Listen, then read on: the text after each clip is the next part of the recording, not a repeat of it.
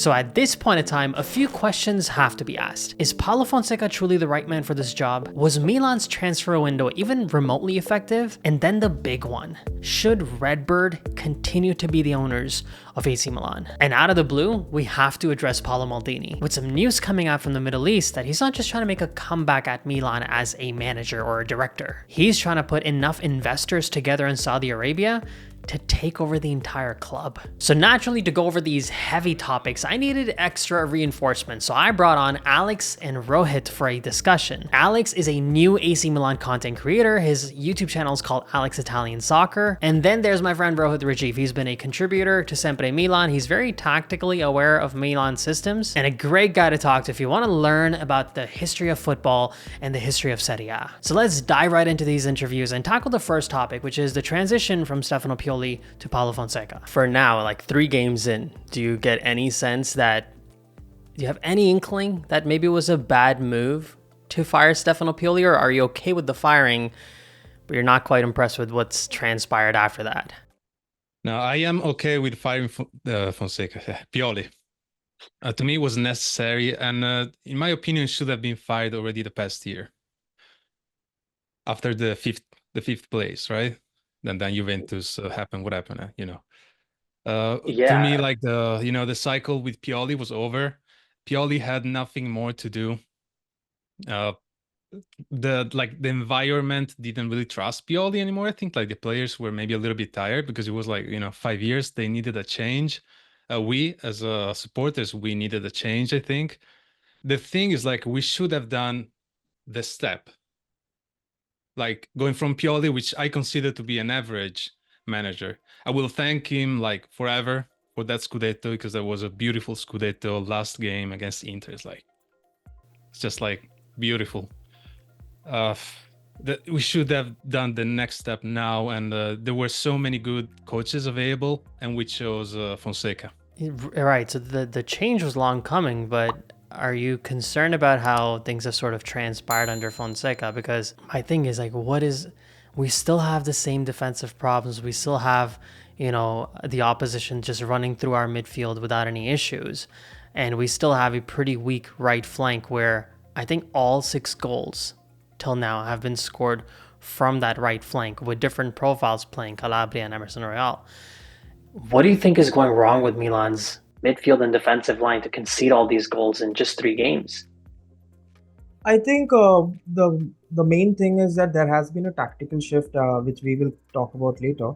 But the thing is that if I just made a tweet, look at the teams that we have fielded in the last 3 games. We have 3 different left backs, 2 different center back pairings, almost 4 different right backs, including the substitutional changes. Around 3 different double pivots, 2 different attacking midfielders, 2 different left wingers, 2 different right wingers, 3 different strikers.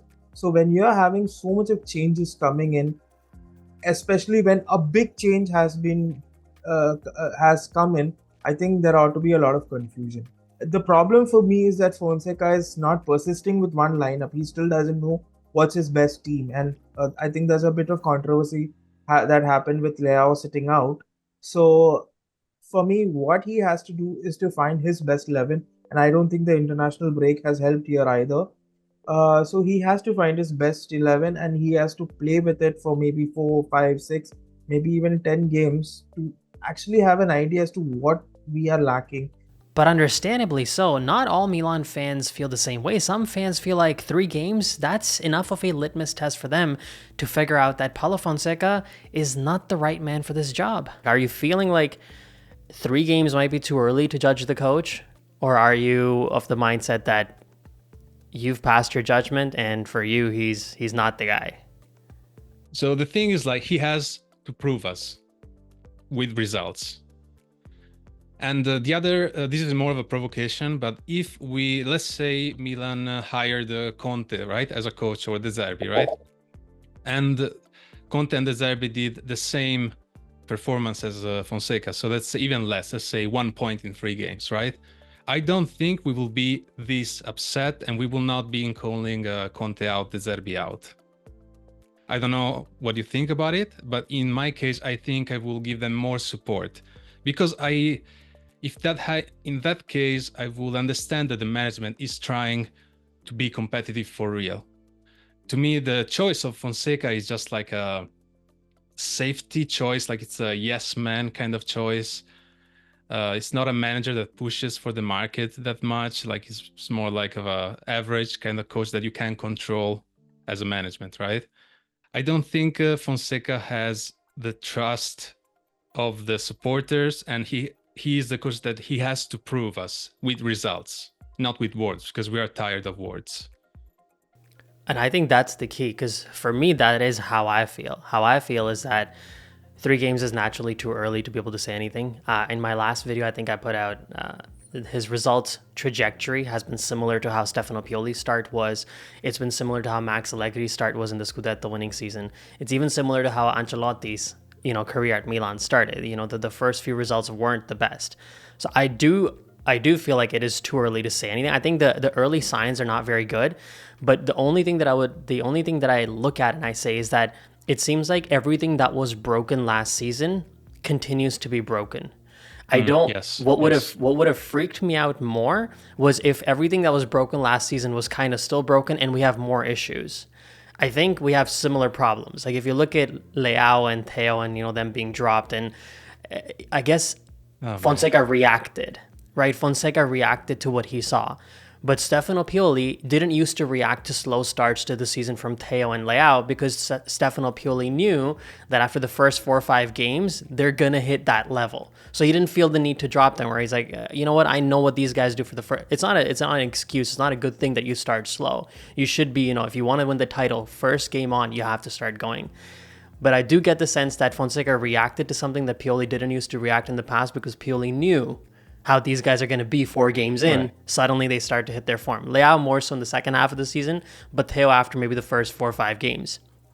I don't remember which game this was, but I remember Stefano Pioli did the same thing to Leao, where he was benched for a certain game, and as soon as he came on, he scored a goal. I don't remember which game this was, but I think the shot. I think the most important thing which I noticed was the shot that Leao made when for his goal. That is, it was so good and it was so quick that the keeper couldn't even jump. I mean, the keeper couldn't even move. He couldn't even react. It was an anger. It was a shot in anger. I felt it was a shot in anger. It was like, you have showed courage to bench me. I'm going to show you are wrong. And that's something which I liked a lot. That goal that Leao scored, I feel like a lot of the times he would have passed or made a back heel pass. If you watch the sequence again, made a back heel pass to Pulisic. Pure anger. Yes. Yeah. I think it was a goal of, I'm going to prove you wrong. And if the coach can bring that out of Leao, where it's like by dropping him and then bringing him on, if he can get that reaction out from him on a perpetual basis, I think maybe dropping him for the first 45 minutes or 60 whatever minutes was worth it to make that point. If you can liven that fire in the guy. Yes. Do you think he was given the right type of... do you think the right profiles were brought in during the Mercato? So there was, as you mentioned, Morata, Pavlovic, Emerson Royal. Who else did we sign? Tammy Abraham. Fofana. And Fofana, of course. I don't want to say that the players we got are bad, but the Mercato per se wasn't good because we lacked to fill the roles that we needed to lack for so many years. Like, we keep getting these strikers that are like over 30, and we never get like a striker that is like a young promise, let's say, right? Because Jovic just isn't it. And Okafor just doesn't perform as a striker, we saw. He's better on the left, and the Leao is there, and Okafor is a player that needs to play more, I think. So I don't know how that's gonna go, but we didn't get. So let's say Zirkzee, right? Zirkzee is not like an established champion, right? He did like an incredible season at Bologna the past year, but what we saw was really good. And Zirkzee, to me, was a good choice to put next to Morata. So the fact for me is that we got Morata, which is a good player, and it's a good choice. It was a good occasion, right? They didn't plan on getting Morata, but like after Zirkzee expired, let's say, how do you say in English? They saw this occasion for Morata and they just they got him, right? Which is a good choice, but we should have had also Zirkzee or Sesko or whatever, like a good striker instead of settling for Morata and Jovic. And the other two things that I didn't like is that we didn't get a replacement for Theo Hernandez, and we have been needing it for a long time. We were lucky until now that Theo Hernandez never gets an injury.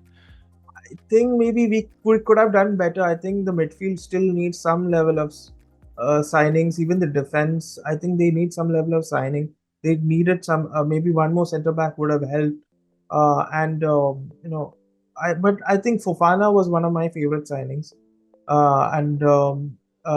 Fofana is one of the best players that we have signed this term. Emerson is a big question mark. Maybe he can be good, maybe he can be bad. That's purely down to the data analysis and what they have seen in him. When I did my analysis, I think I saw a good player, but I'm not sure if that if he will be the right guy. You know, Alex and I were talking about how when Milan's finances improved, they could have signed some bigger name players. They could have signed a Zirkzee or an Artem Dovbyk, but they didn't. So I had to ask Rohit as to why RedBird with improved finances chose not to spend more. And he gave me a pretty interesting answer, and it had to do with a player from Milan's youth system. Do you think they had the capacity to be able to spend bigger and get somebody like Zirkzee or Dovbyk? You know, Roma ended up getting him for a pretty hefty sum, but Milan's still settling for those 17 to 22 million kind of profiles. Do you think this was the mercato that they should have gone for someone, a heavy hitter, a big name signing? I think the signing of the striker is also actually linked to another thing, which is that we have a I don't know if I can call him a generational talent, but one of the best talents that Italy has got in Francesco Kamada. So I think we actually wanted to give him a path towards the main team, or otherwise he would have been easily poached by a team like Borussia Dortmund or even Manchester City. I think was behind him. So we need to convince players that there is a path for you from the youth setup to the main team. That's why we have this Futuro project. So I think we actually tried to. I think signing Morata was more on that lines. But if you're looking from a financial point of view, I think I just read news today that we still not in the clear with UEFA about our FFP, and as long as we are playing the Champions League or whatever UEFA competitions they have, I think we'll have to respect it. And here, Rohit made a really interesting point, comparing Milan's earnings to somebody like Manchester United now, compared to how much they were making about 20 years ago. And that'll give you a better idea why this team or even this league hesitates to spend that much. We have been in the red for nearly 13 or 14 years. We were a team that was earning on par with Manchester United at the turn of this century. Manchester United was 200 million. We were something like 198 something. And you fast forward it to 2020, Manchester United is earning 800 million and we're still stuck at 149 to 150 million. So if you're considering the time that Manchester United has grown 4 times more and we are still stuck where we are, I think there's a big issue with that. And it's not just with the owners, it's also with the league being as irresponsible as they are. So financially, even though we won the league in 2011, even though we won the league in 2022, even though Inter won the treble in 2010, we all made losses. All Italian clubs are in losses, and that's not a sustainable financial model. So if you ask me, it will take a bit of time for us to reach that financial independence stage, which I spoke about. So yes, I think they are still very mindful about it. Maybe they could have tried to make a bit more better signings, but I think it makes sense. It makes sense now. I think we can only say this was right or wrong in maybe 3 or 4 years. All these players are kind of a gamble. We don't know if they're going to perform well. none of these, apart from maybe Morata, is an established player, in my opinion. Someone that I say, hell yeah, we got this guy. This guy is good, you know? The feeling I have is, okay, let's see, you know? Right. Yeah. So I mean, a lot of this would obviously fall on the management. For Alex, when it comes to RedBird, you think Milan's success is after RedBird's gone, more so than it is while they're here.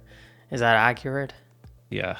Yes. To me, RedBird, the soon they sell to an owner that cares, the soon we can get back and win. Because, like, you know, this management is hard to love. It's really making it hard to love. Like, you know, firing Maldini and replacing him with Ibra, hoping that Ibra will have the same impact that Maldini has, even if it's a different role they do. It's like Ibra is no Maldini and will never be Maldini for us. Because Ibra is, we called him a mercenario. I don't know, in English is mercenary. Yeah, mercenary, yeah. It's a fan of Inter, is a fan of Juve, you know. And we are seeing that Ibra, the player, is doing Ibra the manager. And Ibra the manager has to be different. It cannot be Ibra the player. And this, when I look at this management, I don't see like unity of intent. I see like a bunch of random people that care more about their own stuff than AC Milan.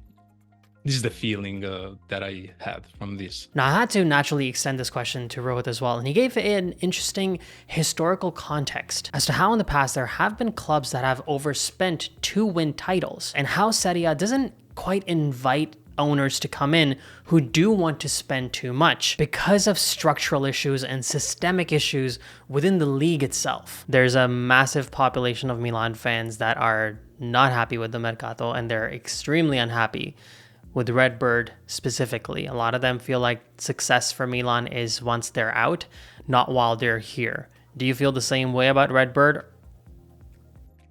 I'm a bit you know, I still have nightmares about what happened with Berlusconi. I know Berlusconi is one of our greatest presidents, and he's the guy who made us break the world record 2 times to sign all of these great players like Frank Rijkaard and Van Basten and Shevchenko and all of these, and Clarence Seedorf. But if you see in the 90s, I think Serie A in the 90s is a league that is unmatched. I think even the Premier League cannot match it. You had even Sampdoria winning the league and reaching a Champions League final. You had Italian clubs reaching 7 consecutive Champions League finals, but that was during the good times. I think we can take an example of Lazio, who won the league in 2000, and they went broke under that owner in 2001 because he spent all of the money trying to win the league. But that sort of thing is not going to work in Italy anymore, because I was reading an interview from Amanda Staveley, one of the ex person who bought Newcastle, who has connections with the Saudi persons, who said like we didn't want to invest in any Inter or Milan because we do not like the structure of the league. I mean, if you see ourselves, we've been trying to build a stadium for 10 years. I think RedBird can do things better, but I think they deserve a bit of I think they deserve a bit of applause for what they are doing. They're cleaned our finances. They're helping us gain more sponsors, even though we're not as big as what we were. I mean, we are just like we are all still a team that has a lot of history, but in the recent times we've just won a Scudetto, nothing else. But with that, I think the commercial side is growing a lot, and I think RedBird has to be given credit for that. I also think their Futuro project has to be given a lot of credit, because that is something that has been long overdue. And I think if the stadium is also something they can bring, I think they can go along. They need to be given a lot of credit, because I remember Juventus tried to build the stadium in 2007. It took them 3-4 years, but once that stadium and its money came, they had nearly a decade-long domination of this Italian league. So I think patience is needed. Do you feel like the management just like the coach we were talking about, they also deserve a little bit more time because, Elliott was here for a few seasons. And let's be real, Maldini also was here for a few seasons before he saw that success. I think he was here for at least a season and a half until Ibra actually came onto this team and was on the pitch. Yeah, yes. What I'm trying to say is I think Maldini's time with Milan was a dream. I think he was amazing. I think he was the savior that Milan was needing in that moment.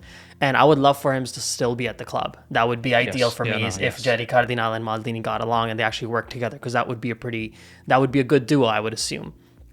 But at the same time, do you think the management itself also deserves a little bit more time, just like Elliott gave Maldini and those guys a bit more time compared to how much these guys have been given? Because really, they've only had one season and one additional transfer window right now in 3 games. If they need more time, I don't know. To me, the big problem is that we don't have a sporting director. I talk about this a lot, usually in the channel, but to me, it is a big flaw of AC Milan. And they're not set on hiring one. We could have got Giuntoli. They don't have this central figure that to me is essential to compete. So the management is showing me that they do not want to compete for winning the Scudetto. They are content with staying in the top 4. And even like the interviews that Cardinale does about Milan, they're not hopeful for us. I don't know if you read them, but first he didn't know how many Champions League Milan had, and it's pretty embarrassing in my opinion. And then stating that Serie A, it's better if more teams win and not all the same team wins because it's more fun that way, which is a thing that I agree. Like we saw with Juve winning in 9 years, or PSG always winning the Ligue 1. It is boring after a while, but I cannot accept the owner of AC Milan saying this. So for me, the goal of this management is pretty clear. They want to fix up Milan, build a stadium or starting the project, and then sell Milan for profit. This is what they want to be.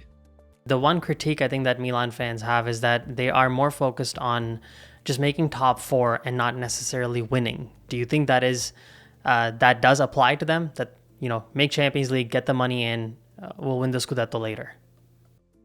I think their approach is more sustainability. It's sustainable growth. I think that's the word that Gasset is used under Elliott, and it was something that we saw under Liverpool. I think Liverpool was helped with the Premier League money, where they were able to sign a good amount of players.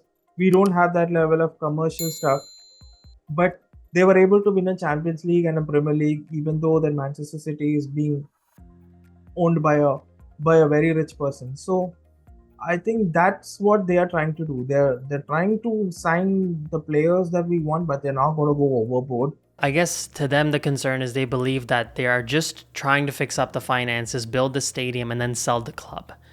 They're just more looking at it from an asset perspective and not from footballing standpoint, that they're actually going to invest in the club and then make it win titles. Do you think that's fair, that criticism, that they're just focused on increasing its value and then selling the asset at some point? I think there's a good debate to be had from both sides. I think what RedBird are doing and what fans expect are something that can be debated. That they have good points from both sides. As a fan, I don't care if Milan are having a lot of money. I mean, what's the use of having that money if you are not winning anything? So that is a good perspective from what a fan says. From the ownership, I think the point is that if I'm an owner and I keep pumping in money and I'm not making any profits, then what's my upside? So and as long as the league is how they are, I mean, France still does not have Serie A in their country because there is no rights being given to them. That's how bad the league is. So when there is no infrastructure in this country, then how are you expecting us to spend like a normal Premier League team where they are able to spend 60-70 million easily on a player? And here, guys, Rohit touches on an important point of self-sustainability. how clubs cannot be expecting that the owner constantly is going to come in and just keep injecting a bunch of cash. And instead, the club has to sort of learn to make revenue on its own, which is actually the long-term recipe for success for any organization and any football club. So I think there's a good debate to be had over here, good lot of points. But in my opinion, after what happened with Berlusconi, where he lost a good amount of money through a lot of other things that happened out of the club, where he stopped investing and we had to go for free players and all of these washed up players like Matri and SCN and all those players. I want the club to have a structure where we don't have to depend on an individual or a benefactor to actually push the money in for us to sign players. I want the club to make the money on its own, like how Real Madrid are doing. Real Madrid does not have a very a rich owner like Manchester City or PSG does. They have been managed so well that they're earning really 1 billion revenue in a year, and they are able to sign their own players. That's the kind of structure I want in all Italian clubs, not just Milan. All Italian clubs need to be financially independent. That's the word I'm looking for. Financially independent. So that's what I'm actually hoping RedBird can achieve with us, which will go a very long way for AC Milan in the future. And I'll always stand by that point. I'll never accept that a club has to be running on the basis of the owner constantly putting cash into the organization. I genuinely believe you have to have an organization exactly the way that Real Madrid is. They don't necessarily have owners that are pumping in 300 million every single transfer window. They make their money through corporate relations. They make money through making deep runs in competitions. They make money doing a lot of different things. So I do think that self-sustenance argument is very important for clubs. I do at the same time understand, and I'm pretty much at this point in time trying to talk to both sides with Alex and with Rohit, and I get that there's a portion of Milan fans that are just never going to be able to get on board with RedBird. Well, right now, in all honesty, I'm not very trusting of this management. It's simply like the people they put there, they don't give me this sensation, this feeling of being there to win, and as an old, let's say testardo in Italian, stubborn AC Milan fans that still remembers when we were good, I want to go back to that Milan, My thought is that, you think about like a cake, right? Like you think about a fancy cake that they make. There's the breading that is inside, and then there's a lot of, the icing on top and around. And if you look at think about a multi-tiered cake, all the decorative pieces that are on it. I feel like right now the management is trying to prep like the batter for that cake by fixing the finances of the club. I think once they fix the finances of the club, they can actually start building on top of it. Because in order to have a successful club, you need that, base, that cake in the middle. And I think with the finances being so broken, it was almost like a cake that didn't have enough sugar in it. The breading didn't have enough. It had more salt, had too much baking powder. It was just all a mess. And now they've been able to fix those finances, turn the club profitable, bring the wage bill under a certain level. And now as time progresses, they're adding certain pieces. We can debate if the pieces are right or wrong, because I think there is a definite debate for that. Yeah. I have no idea how Emerson Royal was brought on to replace Davide Calabria. 3 games in, I want Calabria to replace Emerson Royal. But I do think that what they're trying to create is more of a long-term project, which will get long-term success. I don't know if, and I think you're right, I don't think they're necessarily prioritizing the Scudetto right now. I think they're prioritizing making top 4 so their finances stay where they want them to be, so that they can keep building for the future and actually prep something that is actually good. I think some Milan fans have a disagreement as to where we think it's actually going to go. I think some of us think that it's going to go in the direction where they're going to try and actually win. Some of us go in the direction where we think they're actually going to sell it. Once it reaches a certain financial level, I think they're going to invest more and make it win. Some people think that they're going to invest more, fix it up, and then sell it at a profit. Either way, the only way that the club actually has better finances and becomes stronger financially is if they continue to perform well. So some people say they have no aspiration for the club to do well, is where I get confused, where it's like, that you're saying something that is antithetical. It's the opposite. You cannot say that they don't care about the club. They don't care about the club, doing well, but they want the club's finances to go up, because it's not magically just going to go up. It's going to go up when you perform well and you win. So I think, but I do agree with you that their priority right now, unfortunately, doesn't look like it's winning. I just think that this is a slow-moving project, and that sucks, because we're going to see some other teams win. I have to disagree here, because to me, Ibrahimovic cares about Ibrahimovic.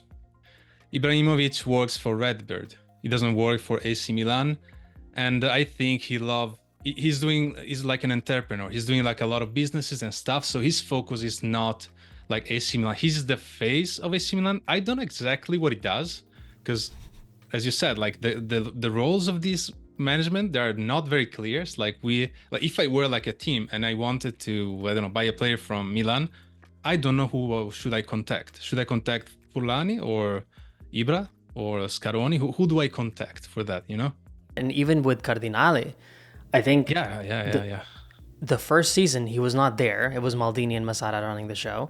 And I was saying this, like, you can't just run a club from your wallet. You have to run the club from your presence and from your heart. Like, you have to be involved. Yeah. The second season he was there. He was in the stands. You could see him more at the San Siro.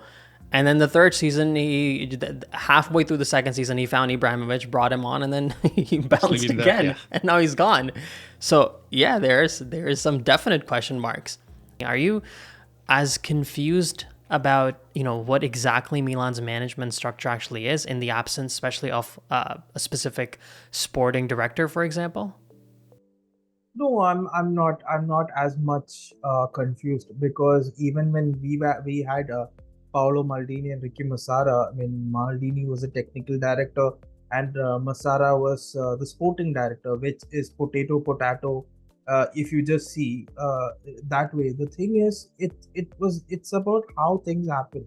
Like Moncada was the chief of scouts, and he used to get reports from his scouts, whether it was data or whether it was videos or reports of what they have seen, and then he short. Let's say maybe he got 20 names, and he shortlisted 10 names, and he gave it to Massara, and Massara again shortlisted it to maybe 5, and he gave it to Paolo, and then Paolo actually, with the help of Gazidis, used to make the negotiations, because Gazidis, being more of the finance guy, was maybe more adept at negotiations. I think Zlatan also clarified that during his presentation of Fonseca, that he doesn't involve much in negotiations because he's not somebody who can keep his cool.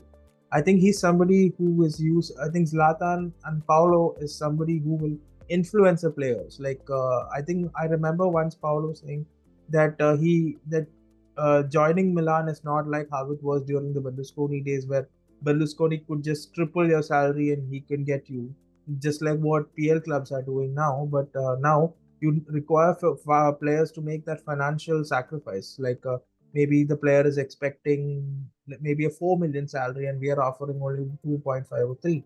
So Paulo goes to the player and says, this is Milan. You can make history here.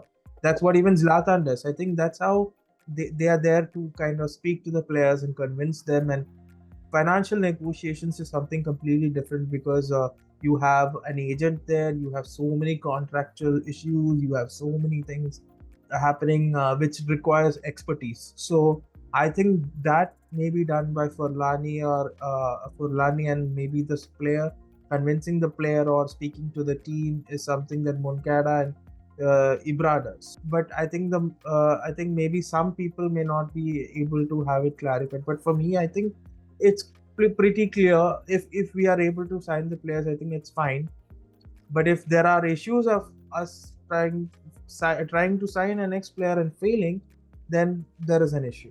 And to close things off, and Alex brought this up, we had to talk about the impact of the absence of Paolo Maldini at this club, at Milanello. And with also recent news coming out that, there was some leaked papers or some disclosed, paperwork that showed that, Saudi investment funds were actually eyeing AC Milan as a potential future investment. They literally had Milan's logo there as a potential future investment. And there was also news coming out of Saudi Arabia at the same time that Maldini was actually actively looking for investors to actually come back and not, become a technical director or anything. He was actually going to try and buy the entire club. And here I want to connect with the role of Maldini had. To me, the lack of Maldini during the training, during the process, all the processes, Maldini was always at Milanello, was always watching the players, and Theo Hernandez was in love with Maldini. Like, think, you're Theo Hernandez and you have Maldini watching you and telling you how to improve. It's a hell of a motivation, And the players were really attached to Maldini. Maldini is not here, and you have this new boss, this new guy that comes in and said, Leao Theo, you're out. While they're not our problem, they're our top players, and they should be protected even if they're not performing decently. There's an opinion also about the fact that, Maldini was ever present at Milanello. And now they have, Ibrahimovic, who is also not always there. Do you think that the club is missing the presence of somebody like Maldini, not just, up top, but also in during their everyday sessions at Milanello? I think even if Maldini walked into Milano anytime, he has that aura. I think that makes any player that would respect him.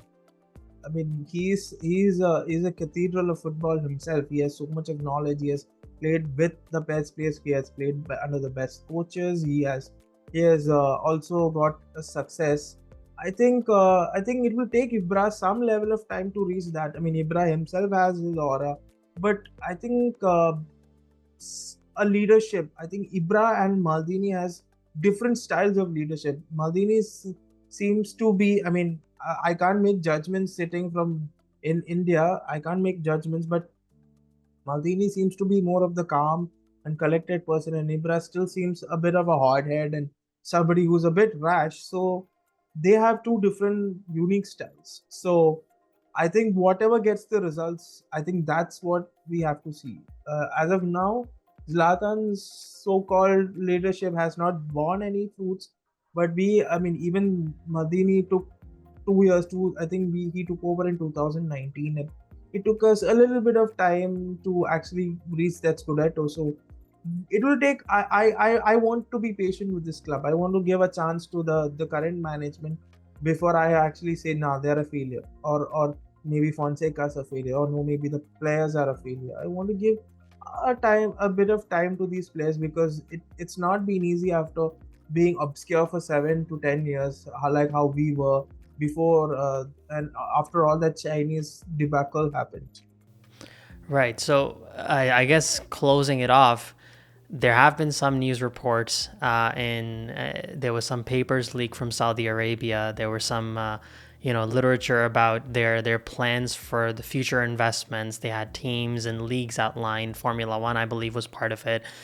And they actually had a picture. They had the image of the Milan logo as a future prospective investment opportunity. With that, there's, this chat about possibility of Maldini being tied to that project, accumulating those investors, and possibly not just coming back as an executive, but maybe even a part owner.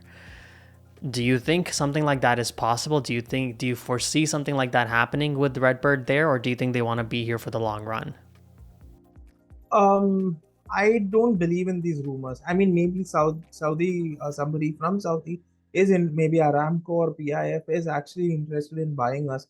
But I think these level of rumors have been happening with Inter also since a long time. So I don't believe in these rumors. I mean, I don't want to believe because it's too good to be true. But if let's say if this is actually gonna happen, I think it could be a really something great, because we are actually financially very healthy.